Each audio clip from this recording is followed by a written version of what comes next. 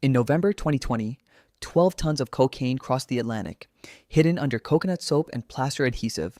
It was the largest single drug shipment in European history. It didn't come from the Sicilian Mafia. It didn't come from the Mexican cartels. It came from a clan-based network out of one of Europe's smallest countries, a country of less than 3 million people, that now controls more of Europe's cocaine market than any group on earth. This is what it's like to operate inside the Albanian Mafia, and why it's not like any criminal organization you've heard of before. To understand the Albanian Mafia, you have to forget everything you know about the Italian one.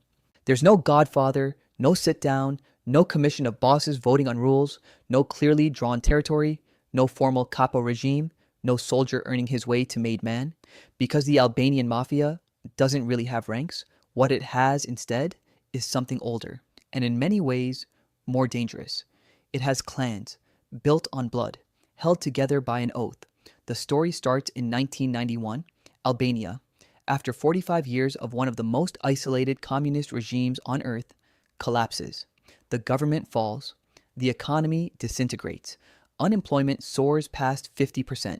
The state armories are looted, and within months, rural Albanian families are holding more military-grade weapons than the police.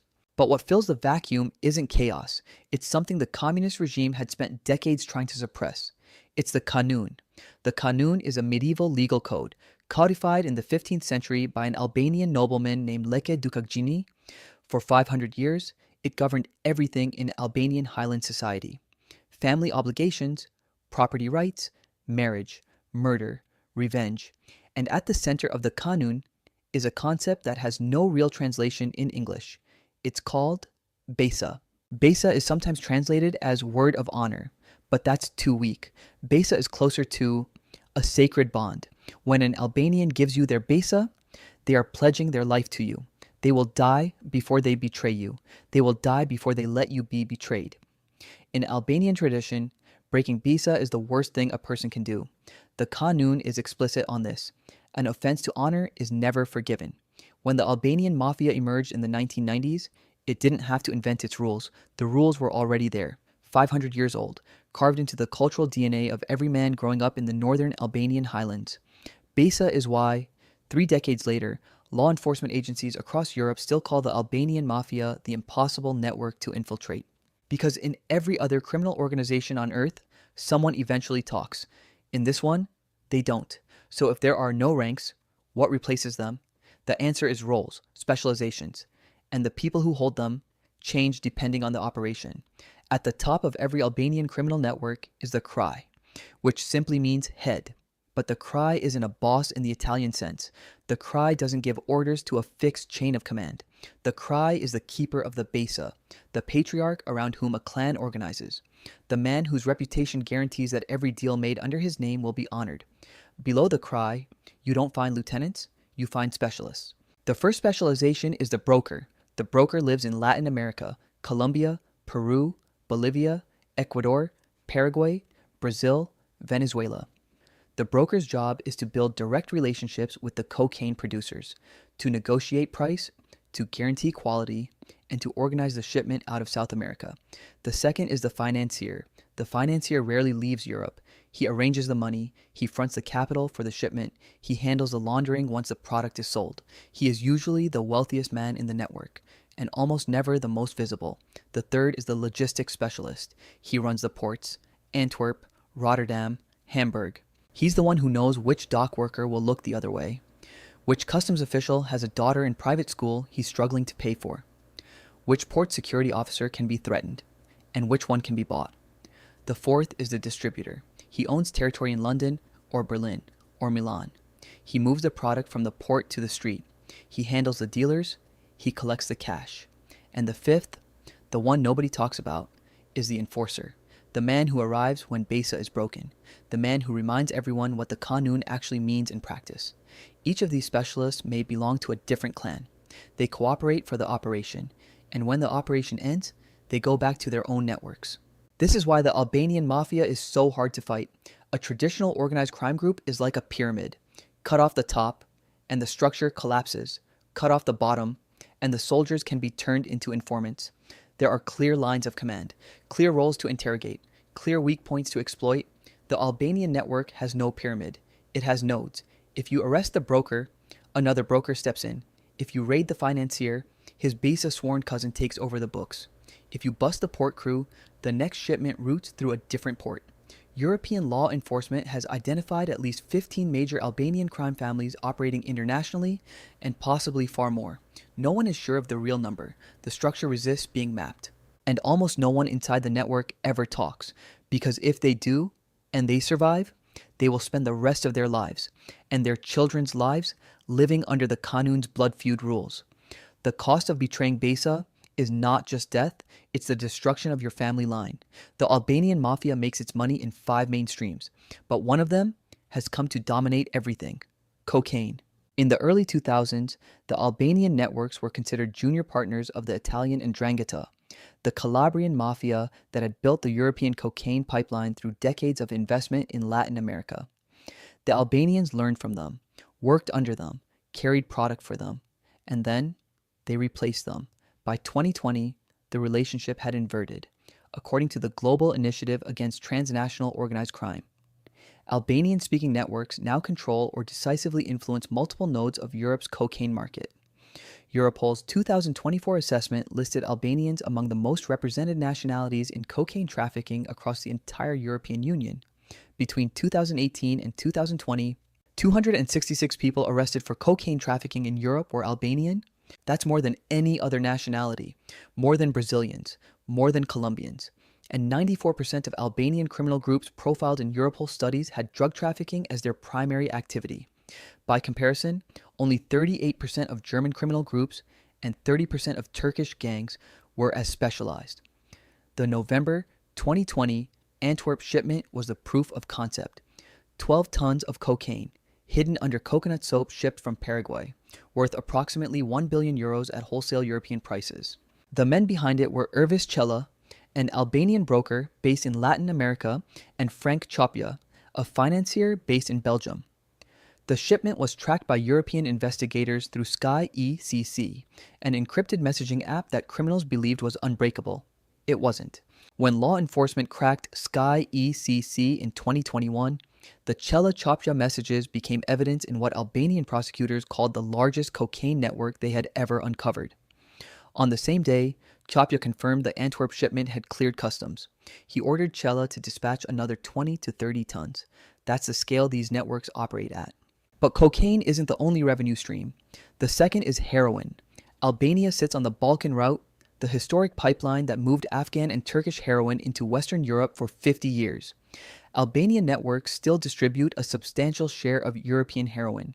The third is cannabis. For 2 decades, Albania was estimated to be Europe's largest single cannabis production zone, particularly the southern town of Lazarat.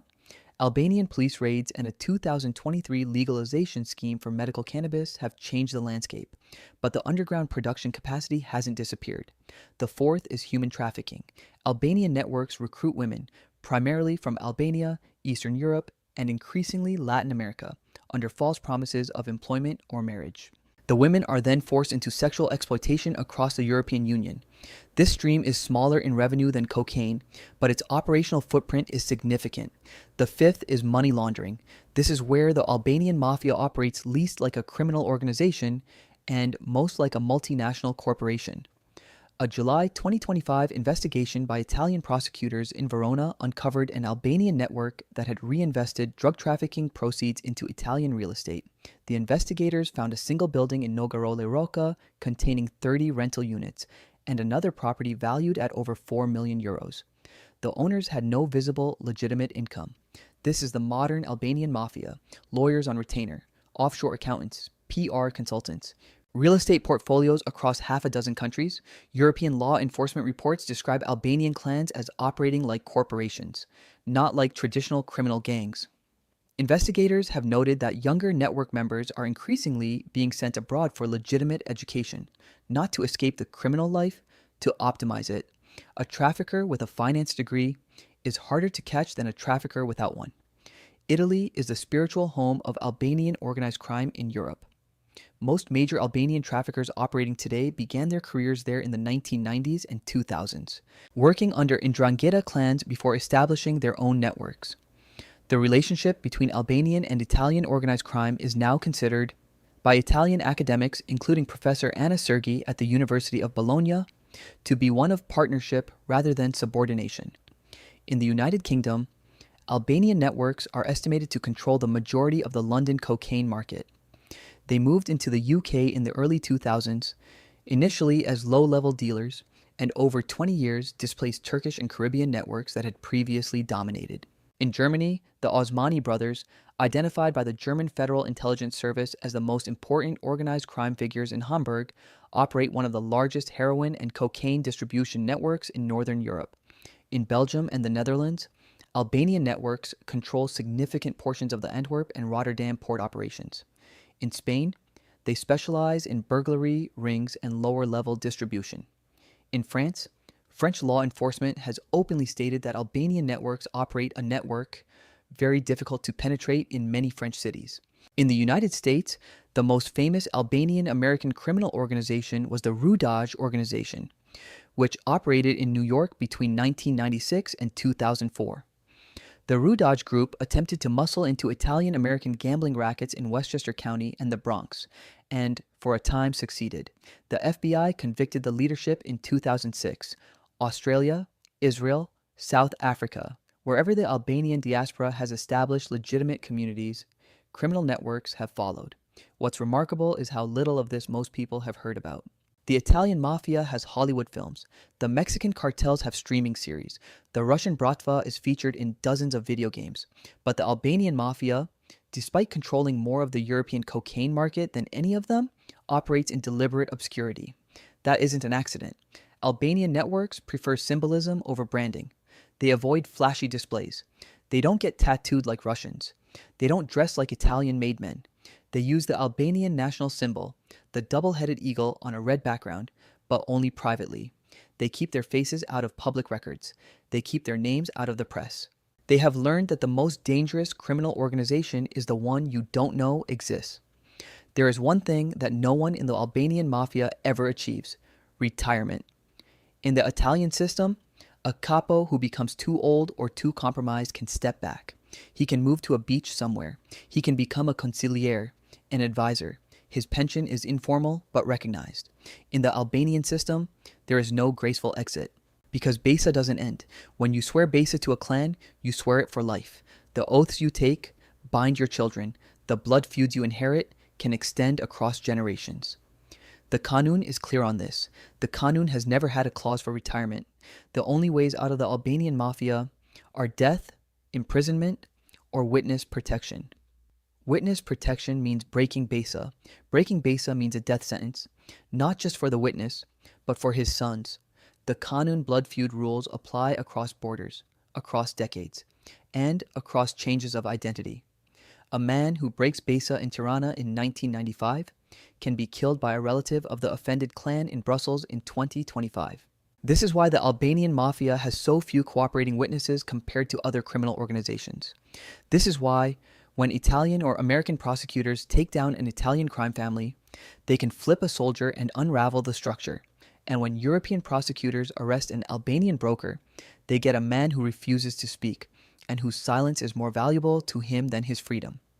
The medieval honor code that built the network 3 decades ago is the same code that keeps it impossible to dismantle today.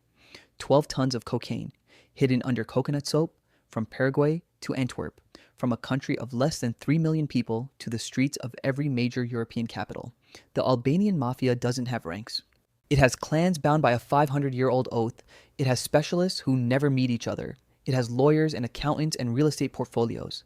And it has a code that makes its members impossible to turn and almost impossible to convict. It is one of the most powerful criminal networks on earth, and most people have never heard of it.